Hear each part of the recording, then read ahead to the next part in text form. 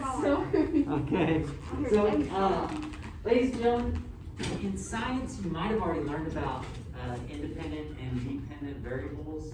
Does that ring any bells? Yeah, Yeah. I corrected it. I wasn't gonna say it. Oh, okay. Well, I got some words for you. An independent variable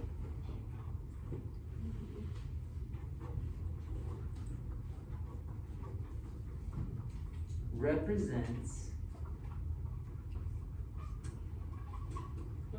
the input values.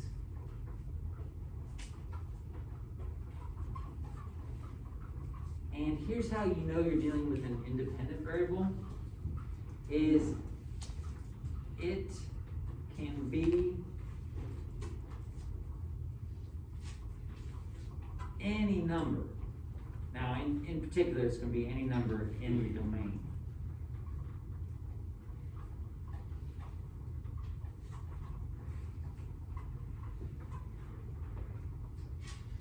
And it's always represented by the variable x. So our x almost always represents our input values or our independent variable. My friend is already doing this and she's in a regular class. She's what? She's already doing this and she's in a Oh, regular yeah. class. Yeah, we did ratios and proportions, they didn't. Yeah. A dependent variable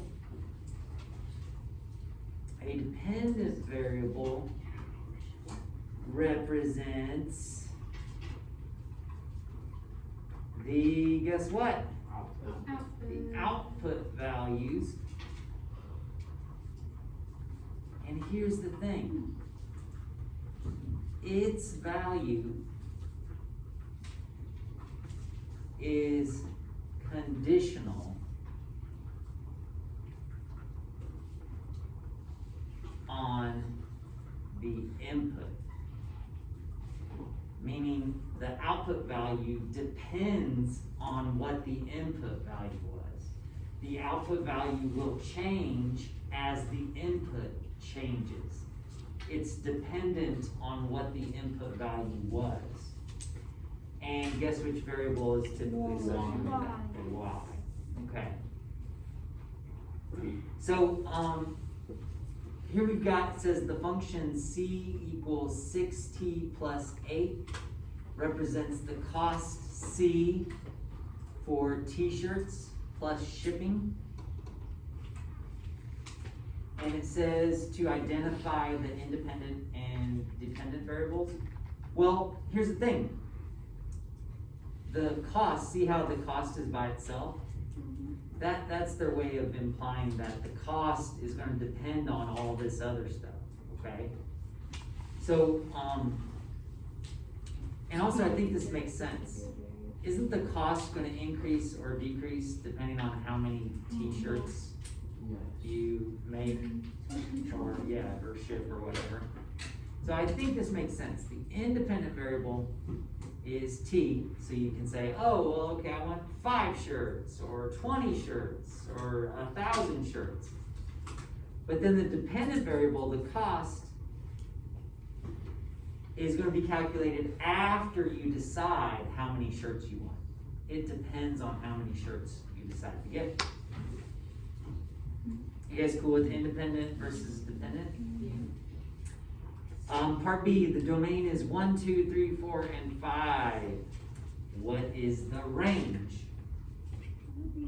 Oh, I You think got an idea, Adelaide? How do you do this?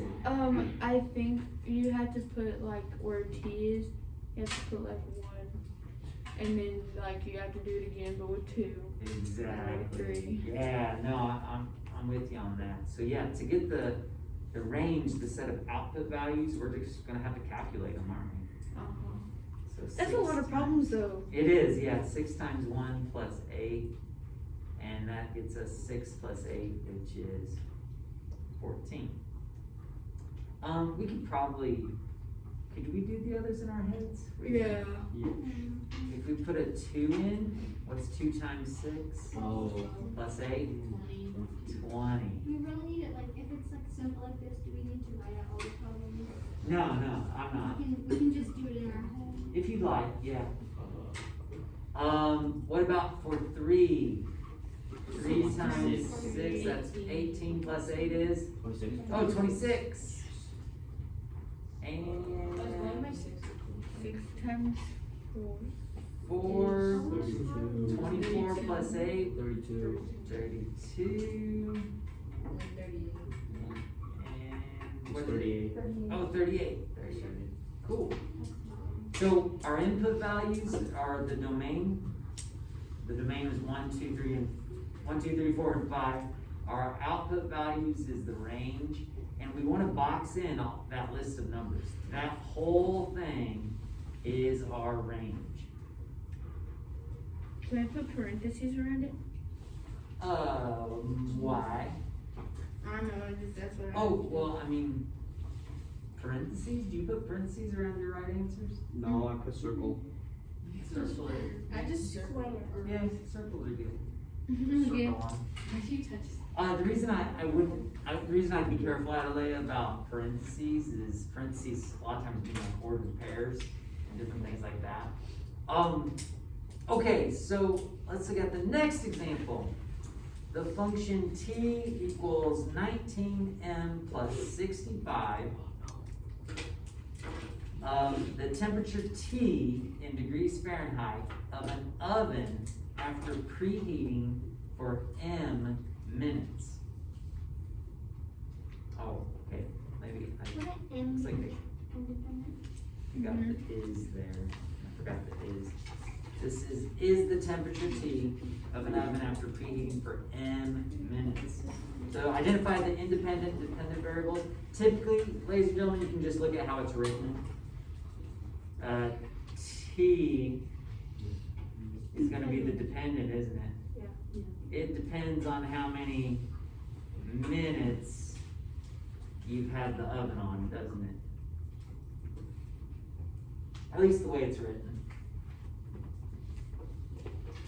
Now, here's some fun stuff right here. It says a recipe calls for an oven temperature of 35 degrees Fahrenheit. Oh, I don't like to do Okay? So now let's think about this for a second.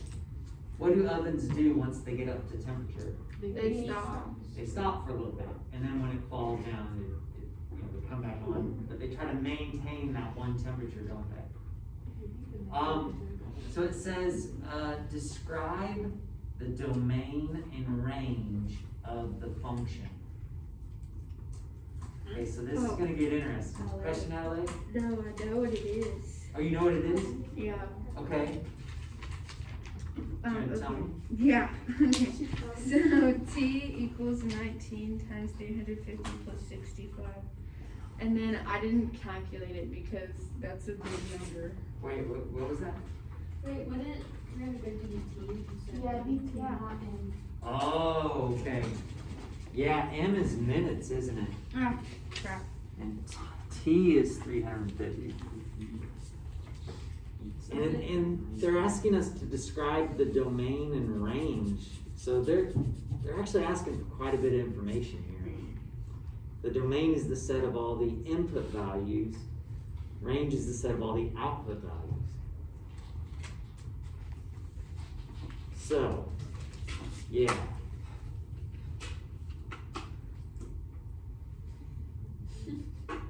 Exciting, isn't it? Yeah. Well, I got an idea. 350 is where we're going to end up, right?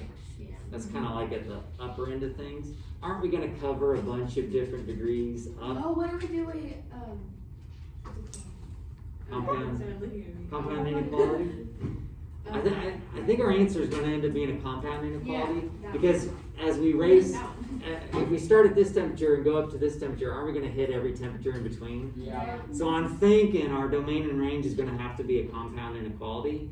But what I'm having trouble with is knowing what my endpoints are. You see what I mean? Like there's time. Time's going to be starting and stopping. So that's going to be a continuum. But then we also have the temperature starting and stopping. And so we need to find those intervals for temperature and for time. So do we not? Silas, do you have a question or a comment?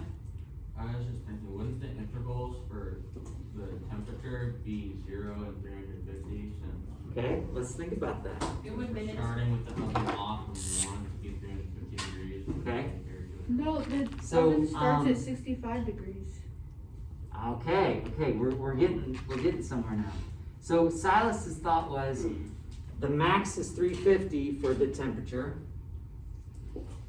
And typically you're gonna start somewhere, so you probably start at 0.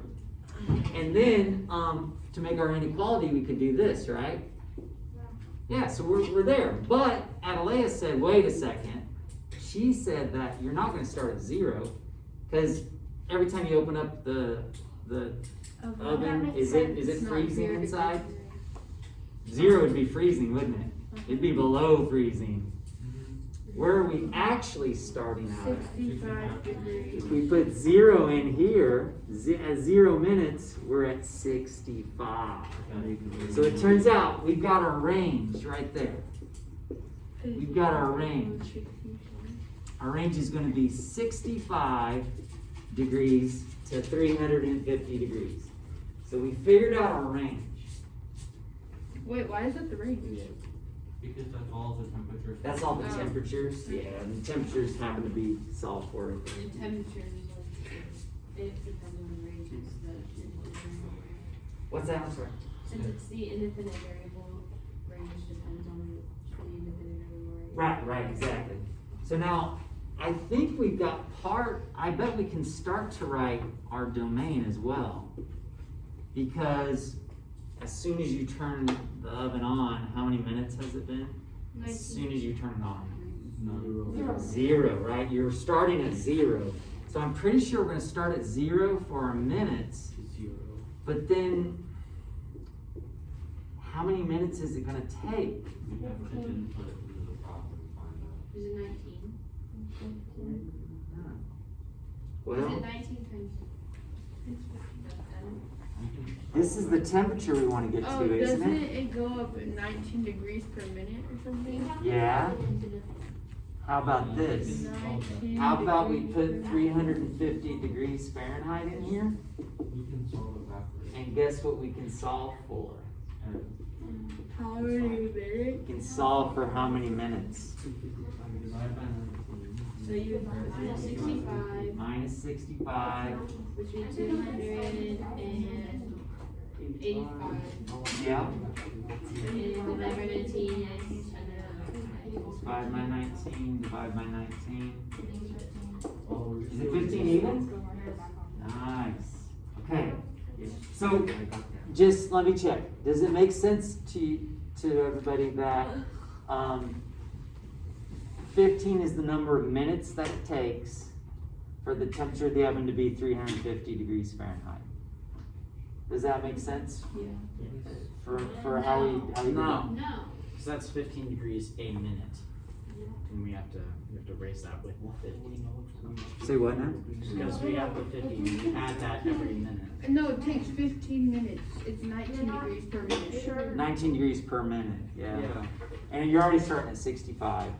So I think it works out. You put the 15 in per n, is how it works. Yeah. It takes Yeah, 15 minutes, it'd be times 15 times 19 plus 65. Yeah. Okay. So, ladies and gentlemen, that means our domain, our input values are, we start at 0, and how many minutes are we going to go up to? 15. And aren't we going to have to cover every minute along the way? Yeah. So this is kind of a tricky one. Did you guys write that in your notes?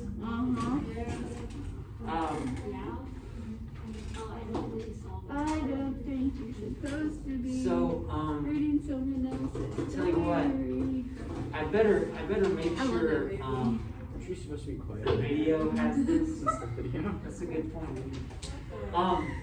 So this is the work that I had written out for it when I first did it, and again, we just had to take the information that they gave us and kind of whittle it down, right? Try to figure out what these represent. Are they the end point, the beginning point? What is the beginning point? What is the end point? We had to whittle it out. The practice for this is page 108 3 through 22 all